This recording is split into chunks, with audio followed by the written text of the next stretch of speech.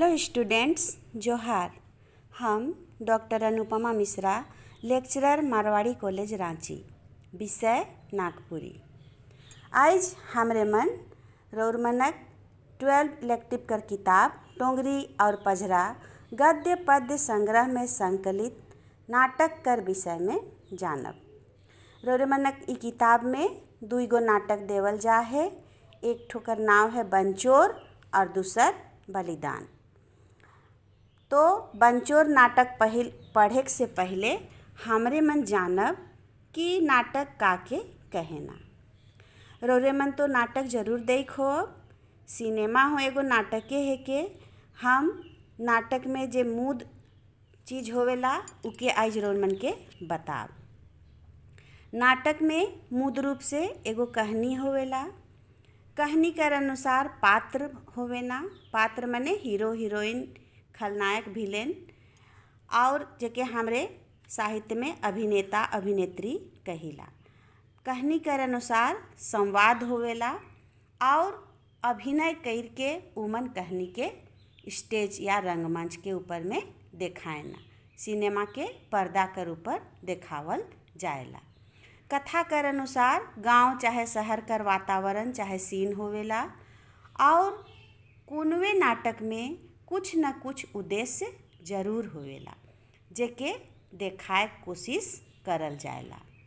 नाटक कर सफलता अभिनेता अभिनेत्री कर अभिनय चाहे एक्टिंग कर ऊपरे निर्भर करेला। आपन अभिनय कर बल से कोनवे साधारण नाटक के हों ई मने असाधारण चाहे लोकप्रिय बनाए देवेना। तो संक्षेप में आओ हमरे मन जानब नाटक कर मूल तत्व।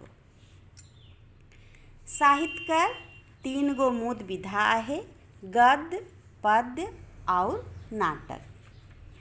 हियाँ हमरे नाटक कर विषय में जानब। नाटक कर बवाद कहल जाहे अवस्था अनुकृति नाट्यम। कहे के माने है जे जैसन आहे उकर उसनेहे नकल करे के नाटक कहल जाएला। नाटक एगो दृश्य काव्य है के। नाटक सब साहित्य कर शोभा है के। बोले कर श्रृंगार है के काव्य और काव्य कर श्रृंगार है के नाटक। नाटक के रूपक हो कहल जाएला। आचार्य भरत कर नाट्य शास्त्र भारतीय परंपरा कर सबले पुरना साहित्य शास्त्र है के। नाटक के 5वां वेद हो कहल जाएला। रौरे मन जानिला वेद 4 प्रकार कर होवेला, मुदा नाटक कर निर्माण 4 वेद से करल जाहे से ले इके 5वां वेद कहल जाएला और नाटक के वेद पर्या कर मानल जाएला। नाटक कर माने कोनो 2 आदमी कर कोनो विषय चाहे कथा कहानी कर ऊपरे गोठियाए भेल ना लागे। नाटक कर आधार भोई लोग कर जीवन है के। नाटक में नाटकीय तत्व कर होवे बगरा दरकार है। भारतीय परंपरा कर अनुसार नाटक कर 3 गो तत्व होवेला। वस्तु मने कहानी, नेता मने अभिनेता और रस। पश्चिमी परंपरा कर अनुसार नाटक कर 6 गो तत्व मानल जाहे। वस्तु, पात्र, संवाद, देश काल यानी वातावरण चाहे परिवेश, रंगमंच, भाषा शैली और उद्देश्य। मुदा भारतीय परंपरा में वस्तु, रस और नेता में बाकी सब तत्व के मेसल मानल जाएला। तो नाटक कर पहला तत्व है के वस्तु।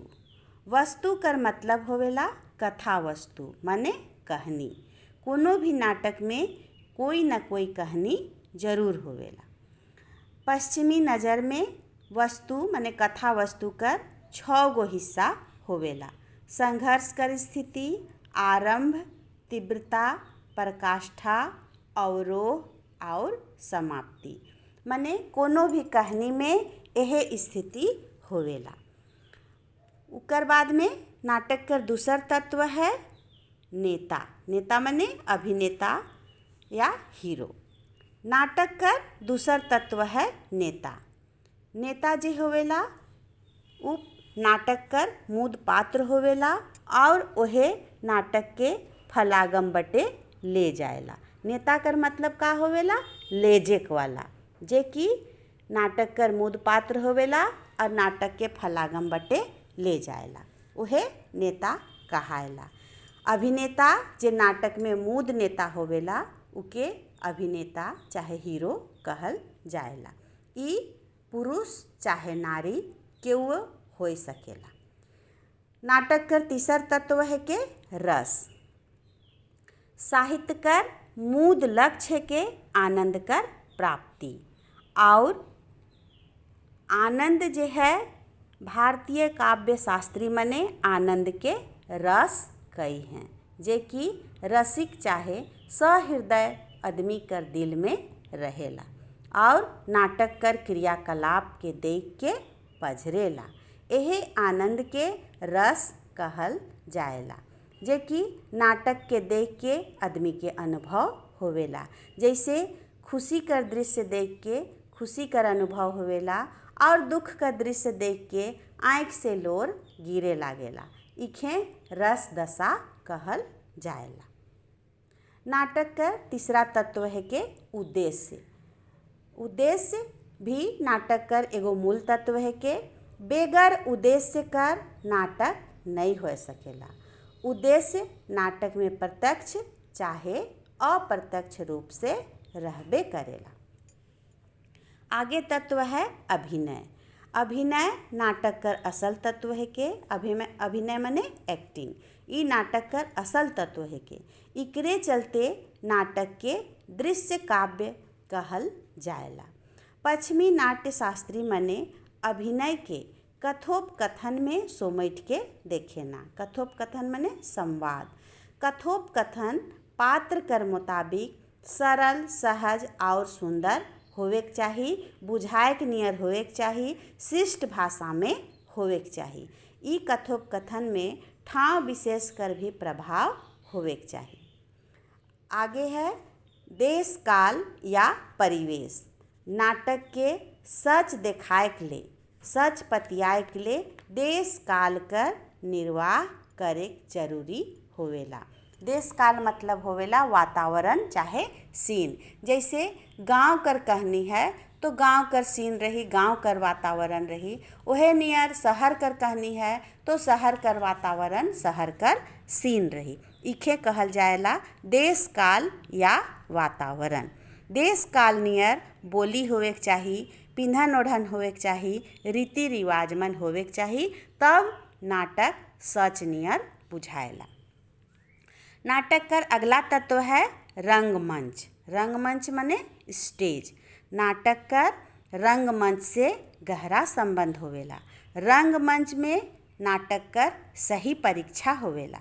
जहाँ नाटक खेलल जाएला ओहे रंगमंच हेके। अभिनय करे के लिए नेता के नाटक में स्टेज कर होवे जरूरी होवेला और चूँकि अभिनेता अभिनय करेला से ले उके अभिनेता कहल जाएला। तो अभिनय कला और अभिनेता रंगमंच से जुड़ल होवेना। अभिनय नाटक कर असल तत्व है के इकरे चलते नाटक के दृश्य काव्य कहल जाएला। अब नाटक कर सफलता जे है अभिनेता कर अभिनय पर निर्भर करेला।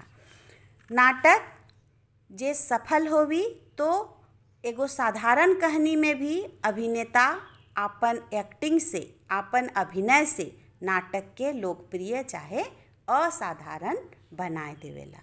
नाटक का आखिरी तत्व है भाषा शैली। भाषा शैली कहे के माने है कोनो चीज़ के कहे के ढंग के शैली कहल जाएला। कोनो भी बात के कहे के ढंग के शैली कहल जाएला। पात्र का कहे खोजत है, केकर से कहे खोजत है और कौन रूप में कहे खोजत है, ई शैली कर ऊपरे निर्भर करेला। तो ई होलक नाटक कर मूल तत्व। अब हमरे तनी सुन जानब कि नागपुरी में नाटक कहिया से खेलल जाथे। कहे ना छोटा नागपुर कर पहाड़ी में सीता बेंगा कर गुफा में 2वीं और 3वीं शताब्दी ईस्वी पूर्व कर नाट्यशाला मिल है, जेकर से पता चलेला कि नाटक कर परंपरा झारखंड में कितना पुराना है। हमरे मन कठपुतली नाच और छौ नाच मन देखिला, इहो एक बरन कर नाटक है के जेके लोक नाटक कहेना। और छौ नाच में मुखड़ा के खपाए के मुखौटा के खपाए के नाचे ना, और नचोइया कर भाव भंगिमा के दर्शक मन अखरा में चारों बटे बैठ के देखे ना। इते नागपुरी में नाटक कर परंपरा बहुत पुराना है। मुदा प्रकाशित नाटक सौबले पहले सहनी उपेंद्र पाल नहन कर लिखल और धनी राम बक्सी कर संपादित करल नारद मोह लीला है। ये सबसे पहला नागपुरी नाटक है। इकर बाद में नागपुरी में रेडियो नाटक लिखलें विष्णुदत्त साहू और श्रवण कुमार गोस्वामी, जेकर में तेतर कर छाँ सुशील कुमार बोकर चोका बोका कोका धारावाहिक नाटक रेडियो में देखाल गेलक। इकर संगे संगे राधा कृष्ण, भुवनेश्वर अनुज और किशोरी सिंह का नाम भी रेडियो नाटक में आवेला। हमरे कर आदिवासी पत्रिका नागपुरी कला संगम, स्मारिका, डहर, कचनार और बनफूल शंखनाद जैसन पत्रिका में भी समय समय पर नाटक छपेला, जेके हमरे पढ़ सकीला। जेकर में मूल रूप से डॉक्टर विशेश्वर प्रसाद केसरी, महेश्वर दास गुप्ता, 3 कौड़ी साहू और गिरधारी राम गंझूकर लिखल नाटक मन छपेला। तो ई होलक नाटक कर मूल तत्व और नागपुरी में नाटक कर परंपरा। हमरे मन आगे क्लास में नाटक पढ़ब बन चोर। तो आइज ले इतने, धन्यवाद।